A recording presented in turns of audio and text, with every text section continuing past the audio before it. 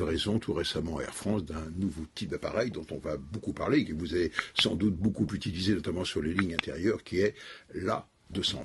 Alors, regardez, vu de l'extérieur, c'est un bimoteur que l'on appelle des monocouloirs, c'est-à-dire il y a un couloir central avec de part et d'autre 3 rangées de fauteuils et puis bimoteur. Donc apparemment ça ressemble à un A320 ou à un Boeing 737. En fait, quand on y regarde de plus près, on s'aperçoit tout de même qu'il est, s'il a la forme générale, il est tout de même un petit peu plus petit. Pourquoi ? Parce que ce type d'appareil vient combler un trou dans la panoplie des avions disponibles sur le marché. Schématiquement, il y a 2 types d'appareils maintenant. Il y a d'abord les appareils, je veux dire, les longs courriers, gros porteurs, dont le symbole, ça a été bien sûr le Boeing 747. Mais aujourd'hui, avec 4 moteurs, c'était trop au départ. Maintenant, on fait le travail avec 3, et puis surtout, on fait le travail avec 2, et d'où l'apparition du Boeing 777, du Boeing 787, et puis surtout l'Airbus A350. Et donc, ces types d'appareils peuvent emmener 350, parfois 400 passagers sur de très longues distances, voire, disons, aux alentours de 12, 13, 14 000 kilomètres. Ça, c'est la première génération, mais elle connaît actuellement des problèmes, vous l'avez bien compris, pour des problèmes de consommation, parce que même ils sont très gros et ils consomment, et puis deuxièmement, les problèmes, il y a un ralentissement du trafic, donc on a du mal à les remplir. Et puis la deuxième génération d'appareils, de loin les plus nombreux, c'est ce qu'on appelle les moyens courriers, c'est-à-dire des appareils monocouloirs, qui étaient à 3 moteurs, qui maintenant sont à 2 moteurs. Le type même, c'est bien sûr l'Airbus A320 et puis le Boeing 737. Distance franchissable, entre 2500 et 3000 km, en emportant 150, parfois 180 passagers. Et ça, c'est la flotte la plus nombreuse. Et entre les deux, vous avez bien compris, il y avait une espèce de trou.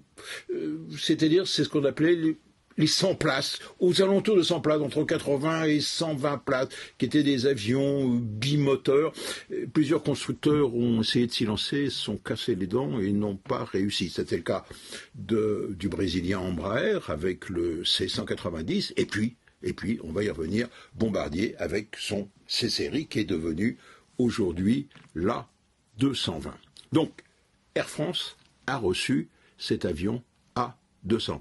Alors, la caractéristique tout de même est très intéressante. Voilà donc un appareil bimoteur qui est capable, c'est ça qui est étonnant, de franchir de longues distances et il est capable de traverser l'Atlantique avec entre 120 et 150 passagers. Il répond donc à une demande dans le marché qui est pour des dessertes, disons, de villes tout à fait moyennes, interrégionales, chose que l'on ne pouvait pas faire. Les autres avions étaient soit trop gros, soit beaucoup trop petit. Et donc, l'A220 est arrivé à point nommé.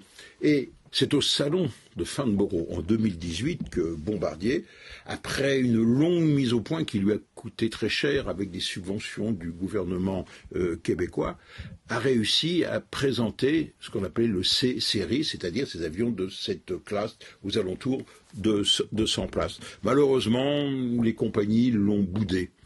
Et donc ça a entraîné la faillite de Bombardier, et Bombardier a été racheté fort heureusement par Airbus, qui l'a rebaptisé. Et donc un nouveau propriétaire, nouveau nom, au lieu d'être un C-Série, il est devenu un A, Airbus A220. Voilà donc un appareil qui répond à un marché, tant et si bien que d'un seul coup, le marché a évolué avec la crise économique.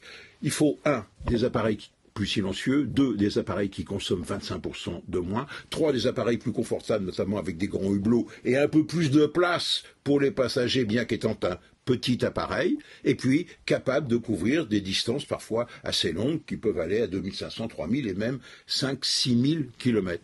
Et donc, on a ressorti des cartons ce fameux Bombardier C-Série qui est devenu A220, et de l'avis des pilotes d'Air France, ceux qui l'ont déjà essayé, sur lesquels ils s'entraînent, ils disent c'est un très bon appareil. Ça serait ce que l'on appelle, en termes américains, making money, c'est-à-dire l'avion classique, sans problème, très fiable, très sûr et très économique. Air France a reçu donc son premier A220 sur une commande qui est tout de même très importante de 60 appareils. Et surtout, il faut voir, c'est que actuellement, les commandes de l'ensemble de la flotte d'appareils pour le monde s'élèvent à plus de 600 appareils. Autrement dit, ce qui était au départ un échec, eh bien, devient une réussite. Pourquoi? Ben parce qu'il arrive à point nommé, et puis, deuxièmement, il s'appuie sur, j'oserais dire, la puissance commerciale et le rayonnement d'Airbus. Air France veut, pour faire des économies, rationaliser ses appareils, notamment pour ses petits transporteurs, en quelque sorte, un transport interrégional, c'est-à-dire ce qu'on appelle les 100 places. Et donc, il va venir remplacer des flottes, disons, de très bons appareils, mais vieillissants, qui étaient l'A318, l'A319, et puis même un certain nombre d'A320. Mais surtout, il vient dans un contexte où l'aviation est montrée du doigt pour les problèmes d'environnement. Et regardez, le titre de nos confrères Les Échos est tout de même révélateur, puisque l'aviation doit se verdir et arriver à la neutralité carbone en 2050. Alors, allons-y tout de même, soyons tout de même très prudents. Ça va d'abord passer, pour faire des économies, par de nouveaux types d'appareils, je vous l'ai dit, beaucoup plus économiques, c'est-à-dire qui baissent de 25% leur consommation de carburant. Ça passe également par l'emploi de carburant vert, mais je dis que ce n'est pas parce qu'on fait un Paris-Montréal avec un Airbus qui consomme du kérosène d'origine bio, comme l'on dit, que ça changera quelque chose sur la surface de la planète. Ça passera peut-être par l'avion électrique, mais pour les petits avions, et peut-être, mais je n'y crois pas trop, par l'avion à hydrogène. Mais ça, on aura l'occasion d'en reparler.